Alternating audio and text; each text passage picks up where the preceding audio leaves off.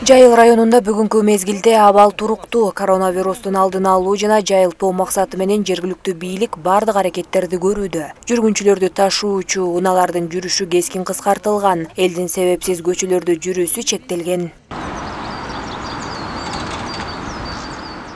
15 марттан баштап атайы уюштурулган 2 топ райондо жайгашкан базарларда, соода борборлорунда негизги азык-түлүк продуктыларына жана антисептикалык каражаттарга, медициналык бет каптарга бааларды көзөмөлдөө жана негизсиз жогорулатпоо аракеттерин көрүп, калк арасында түшүндүрүү иштерин жүргүзүүдө.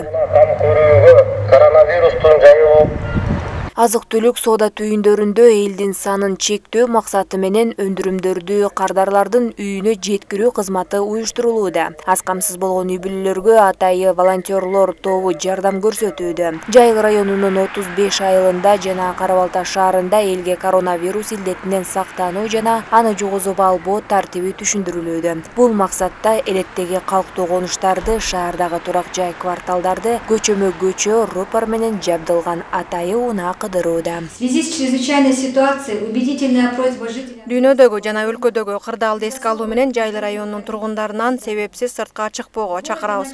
Дүрбөлөңгө түшүүнүн кажети жок. Эгерде ден соолугуңуз начар болуп жатса, тез арада дарыгерге кайрылыңыз. Учурда биздин дарыгерлер 24 саат бою иш үстүндө. Вирустун мындан ары жайылышына бөгөт коюу аракетин көрүп жатышат.